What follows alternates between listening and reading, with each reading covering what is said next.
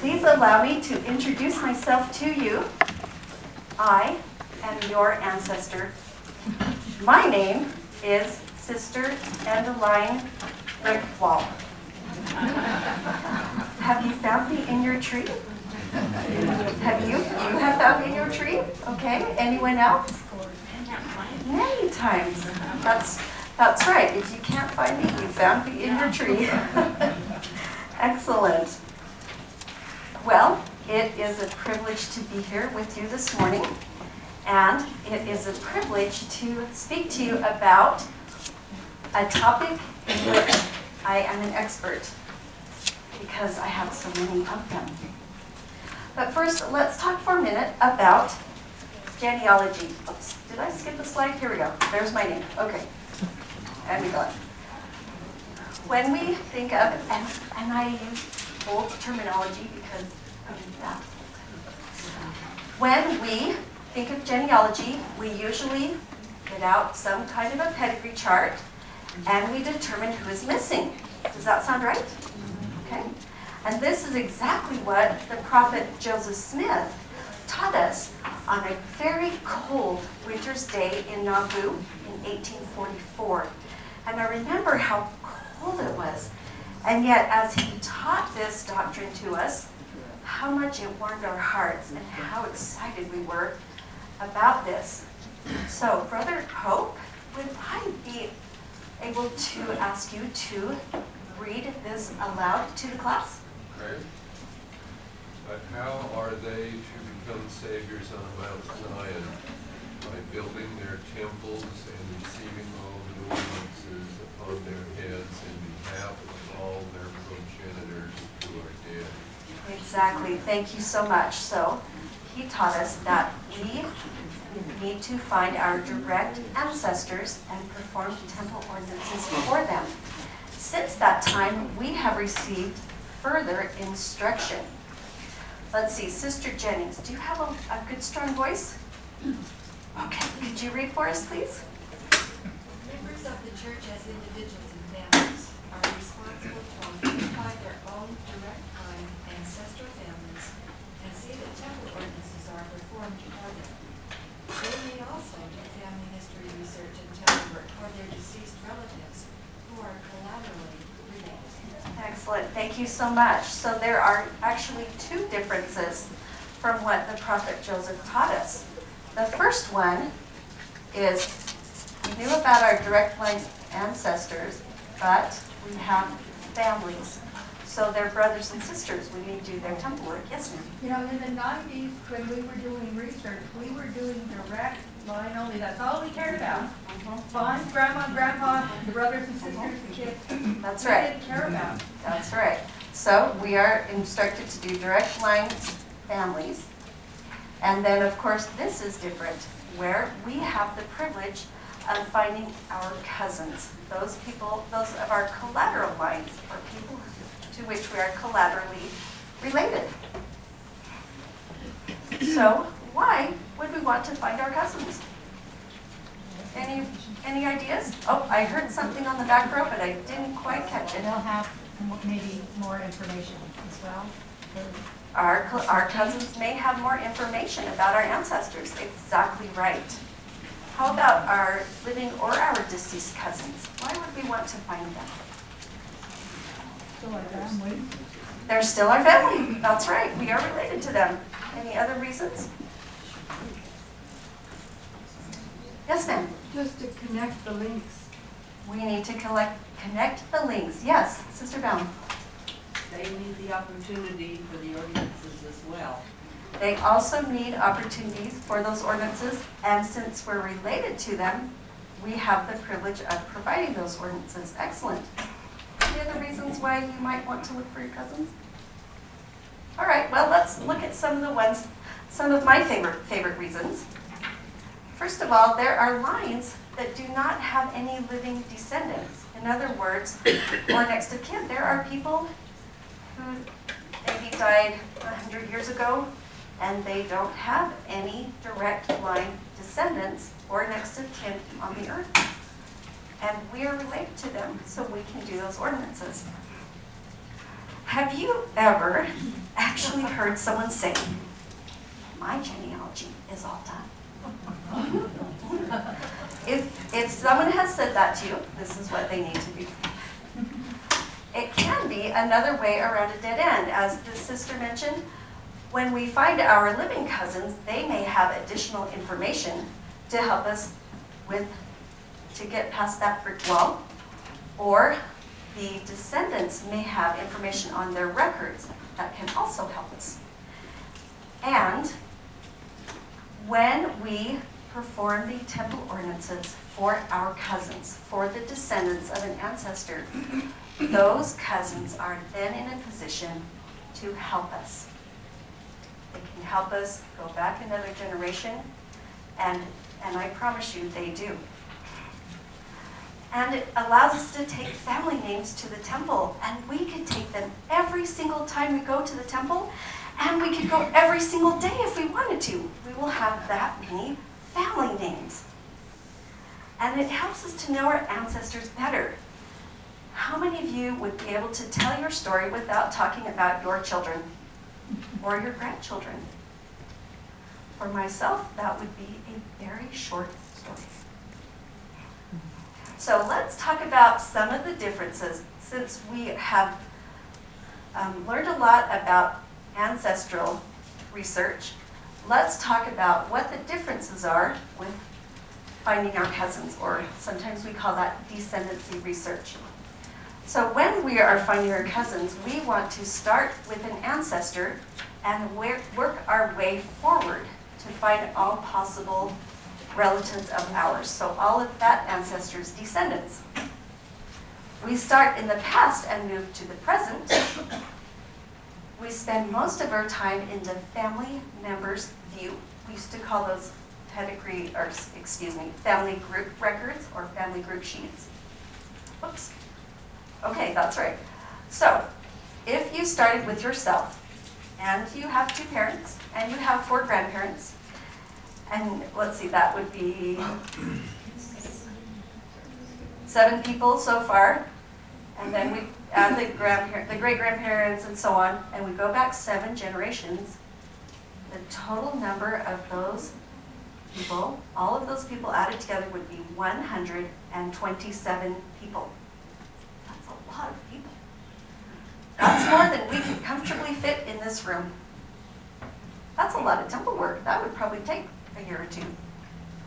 However, if we looked at one of those ancestral couples, and I like to think of them as couples because they tended to be married to each other.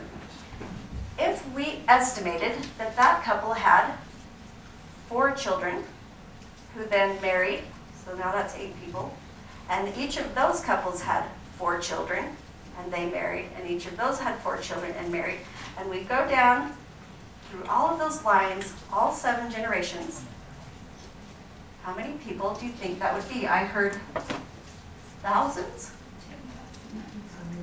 Now I'm asking for guesses. I'd just like you to think about, if someone asked you that, what would you guess? No reading the names. What would you guess? Hundreds, thousands. Any other guesses? Joseph, you want to take a stab at it? No math required.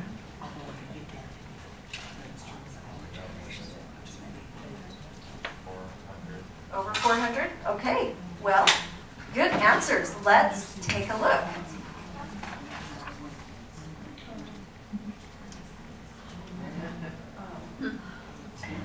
And you're right, and I should not have penalized you for reading the name, but that number is 10,922 people, which just happens to be the number of descendants I have.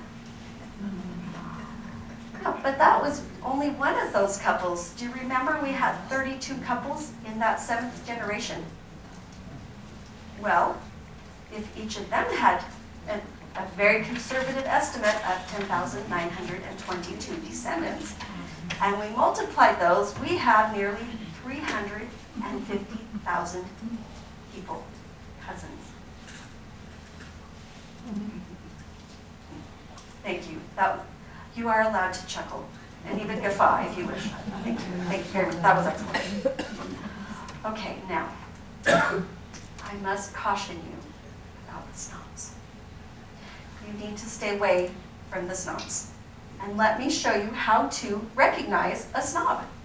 So let's say that this is your family, these are your ancestors, here's your 7th generation grandfather and grandmother, and that they had 4 children, okay? And as time went by, they got married, you're finding marriage records for them. And those couples have children, you're finding the grandchildren. Okay, all of the people on the screen, including the grandchildren, you may do temple work for. All right? You with me so far?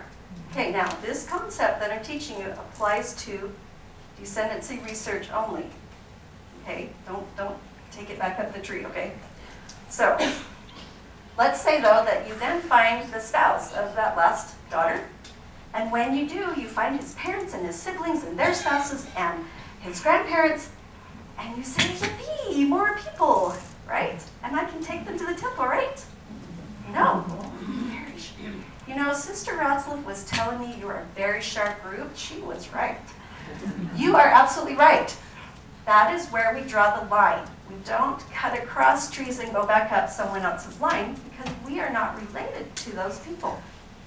Okay? So we do not do their temple work. And when we say, sorry, no blood, that is how we recognize a snob.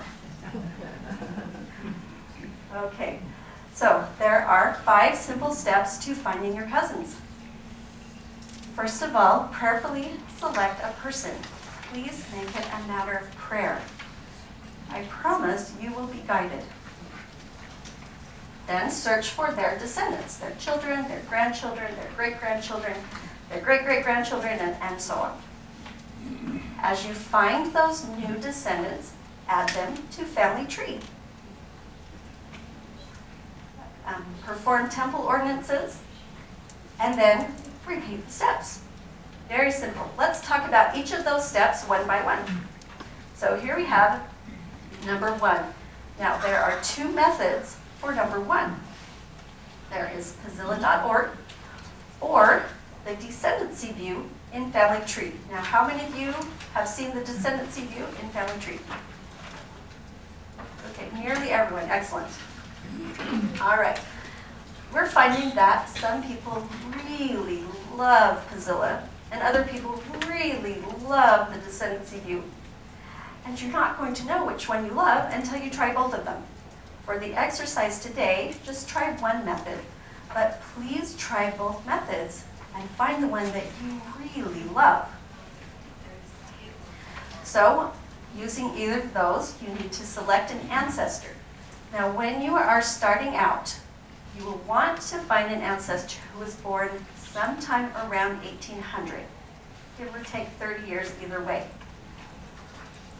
who lived in North America or perhaps England. Now, if that ancestor turns out to have joined the LDS Church, you will either need to research a sibling of that ancestor or you'll need to go back 1 generation, even that if that gets you just a little bit earlier than this year, okay? The reason for that is once someone joins the church, most often the cousins keep track of each other. Now, as you get familiar with this, you'll probably want to go and look at all of those LDS lines. But for today, try to not choose someone who joined the church, okay? Then, after you choose that ancestor, you need to find an AWOC. Now,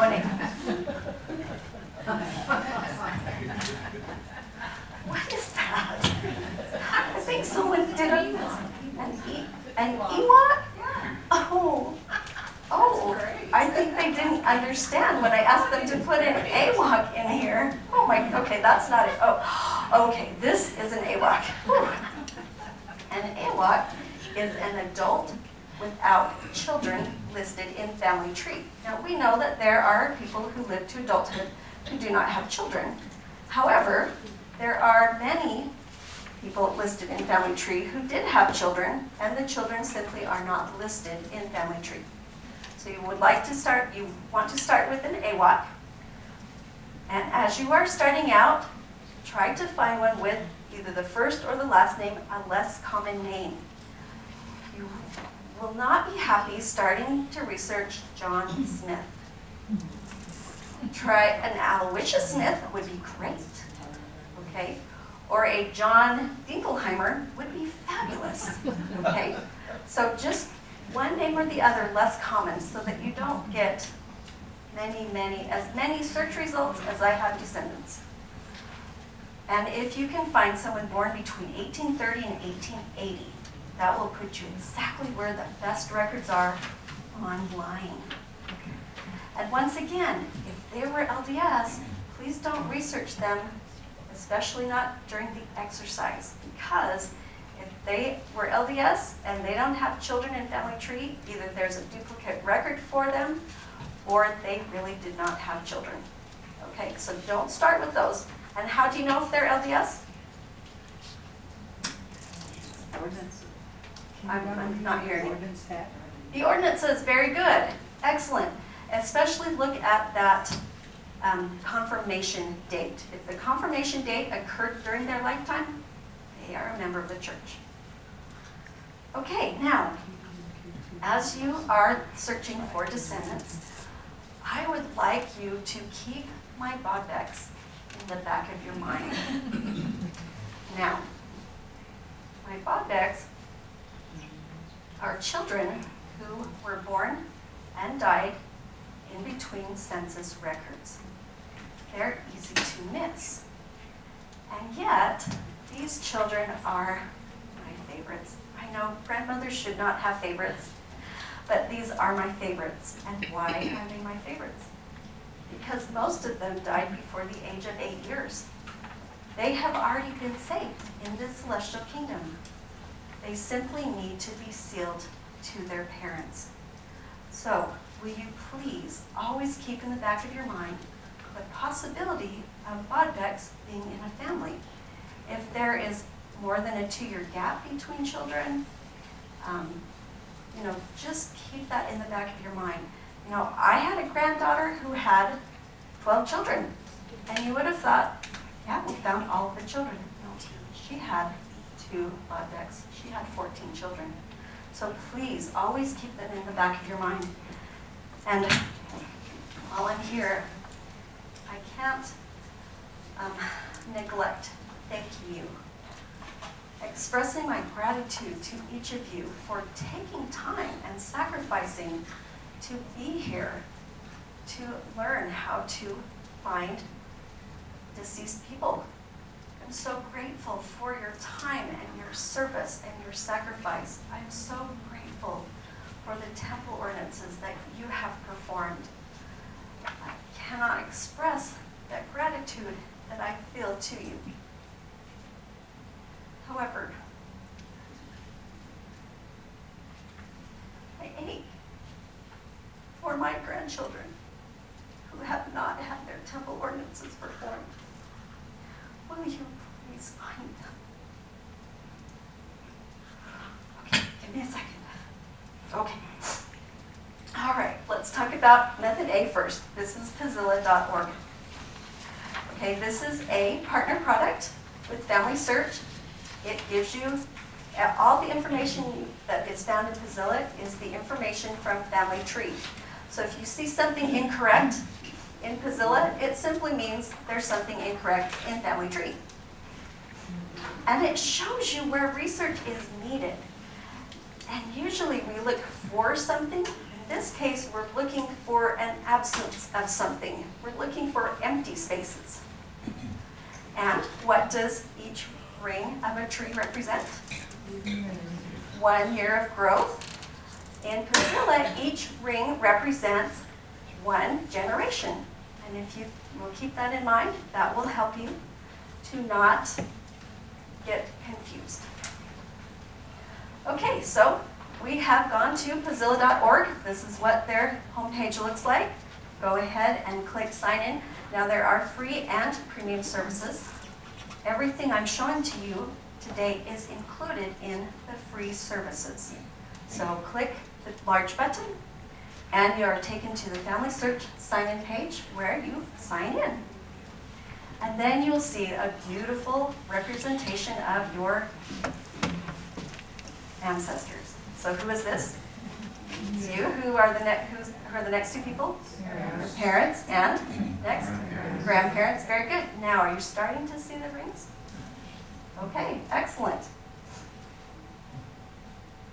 Now, on this first page, we are looking for an ancestor who was born sometime around 1800 and who has these search criteria. These are new terms I've learned. As you hover over each of these icons, you will be able to see who they represent. In this case, we have Reuben Borton, who fits all of our criteria. So we want to look at his descendants. So we click Descendants. And then a really beautiful representation of all of his descendants draws on the screen. It's quite mesmerizing. In fact, the first time I saw this, I drew them again and again because it's really fun to watch. Okay, so who is this person in the very center? Reuben Borton, the ancestor you chose. Excellent, you are very sharp. Okay, then who would these people be? His children, excellent. And then grandchildren, great-grandchildren, and second great-grandchildren. Excellent, very wonderful. Now you see those rings, okay? Now, this is just a little legend that can help you. The information, so yellow is over here and gray is there. And most people realize that women are round circles and men are squares, right?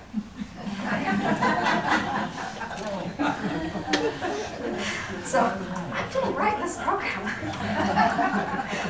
Now we found our ancestor. Now we're looking for an AWOC. Okay, do you see how these people are all AWOCs? See that? Because there are no lines being drawn out from them, right? Okay. Now some of you are going to ask, what is this yellow line right here? That represents your direct line to that ancestor. And sometimes it's really squiggly, it's really fun. Okay, so you know how to find an AWOC, and then who fits the criteria. So there is a wonderful feature called targets. If you'll click targets, then you can enter a year range, and then Mozilla automatically marks with red the people that you're looking for. Now, let me read that again. So this is what the chart looks like. Okay, watch it closely. Putting in the dates, see how that changes. So you don't have to spend all of your time hovering over every single icon. You just want the ones with red squares next to them. Okay, those are the ones that fit this target range.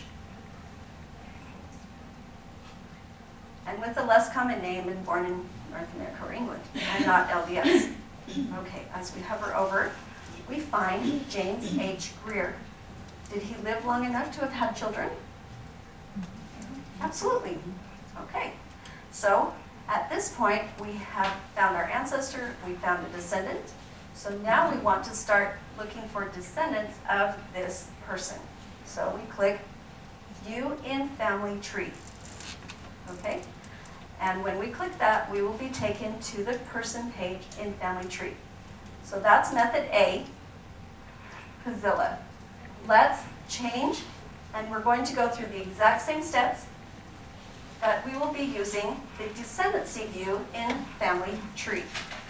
So we want to find an ancestor, once again, born around 1800 on all of the same criteria. So here we have Reuben Borton. As we click there, we have the information about him. Then we want to click Tree to put him in this main position of this fan chart. So when you click that, notice he is now in this main position. Then we want to click this icon. This icon means Descendant, or Descendancy view. So you have the steps down, right? Descendancy view. Okay, we click that, and we find Reuben Borton and his wife and their children. But we want to see more than just the children. So we come over here, and for generations, we click 4.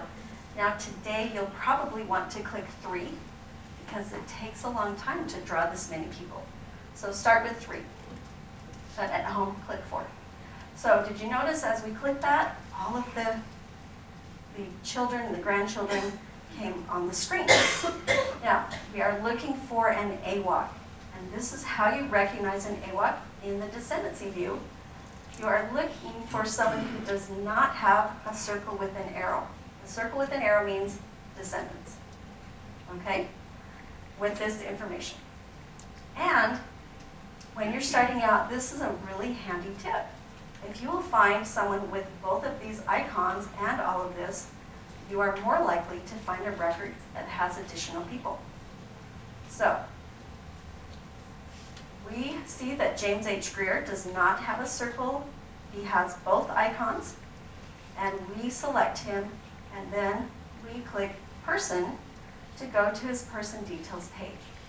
So we've done method A and method B, and now we are at the same part where we are clicking Person, and we see their details page. The next step is to search records. And under search records, we have FamilySearch.org. So we'll go ahead and click FamilySearch.org. Now notice that James was born in Ohio in 1849 and he died in Iowa in 1905. Okay?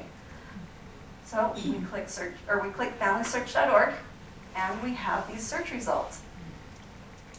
Here he is in 1860 with his father Thomas and his mother Charity living in Ohio, and those are his siblings.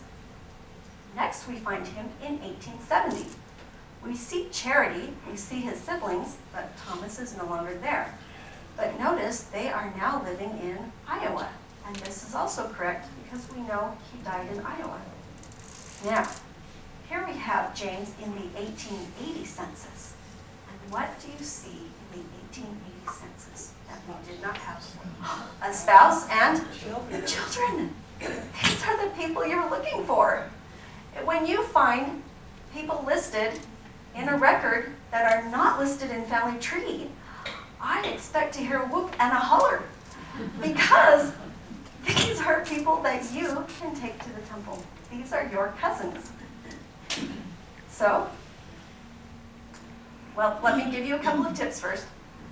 As you're searching, don't forget about the parent search, or searching by parents, that we learned on Monday and on Wednesday. This is a wonderful way to find children of a couple. Another tip is with the 1900 and the 1910 census records, they asked each woman, how many children do you have and how many are living now? That's a wonderful way to decide how many children you are looking for. Then, as you go through the record, notice we have already attached this record to James H. Greer, and we now have the ability to add those other people to Family Search. It's quite simple. Now, as you are adding people, you need to be careful about the dupes. There are many, many dupes in Family Tree. Please don't add any more. And use possible duplicates. As you add more and more information, check possible duplicates to find duplicate records for people. The next caution is with Mort L. Now, Mort L is... Bring out today! Bring out today! I'm not dead! Yeah. He said he's not dead, yes he is. I'm not! Oh my goodness, I think they are playing tricks on me today. How did those people get in there? Well, as I was saying, Mort L was born less than 110 years ago. You must consider him living. He's not almost dead, he is living. Please do not mark him deceased unless you have proof that he is deceased. And a name on a headstone is not proof, because my mother has one. Okay? So, you must have proof. If the person is 100... Bring out today! Bring out today! I'm not dead! Yeah. says he's not dead. Yes, he is. I'm not. A few more sources. We can perform temple ordinances for those cousins. Now, remember that it's our responsibility to complete our direct line first, but if your direct line goes back 6, 7, 8, 10 or more generations, please consider our privilege of performing ordinances for our cousins. Now, I have a personal opinion, and this is my opinion. Well, this part is fact. You will find more people than you will be able to perform temple work for. That is a fact. So my opinion is, as you find those people, and you are not sure what to do with those hundreds and thousands of people that you just don't have the time to perform temple work for, I would encourage you to share that with your family and with your cousins and with your distant cousins. Please give your family, your relatives, the opportunity to also perform temple ordinances for their family. I know you can turn them all over to the temple. I would encourage you to share them, because this is what temple work is about, is our families. All right, and then you repeat those steps. Once you have found all possible descendants for this couple, you can check them off. And whoops, I clicked that too fast. And select another couple and repeat the steps. And after you have found everyone in the 7th generation, go back to the 8th generation, and so on. So finding our cousins really allows us to feel the joys of family history, especially those of you who have Pioneer Ancestry and you have not been able to feel that joy yet. This is a great way. It allows us to know our ancestors better. We find we have many more relatives than we ever knew we had. And it allows us to take those family names to the temple. So don't just listen to me. Go and find your cousins. Now, as we are getting ready to go out, this lab period is a special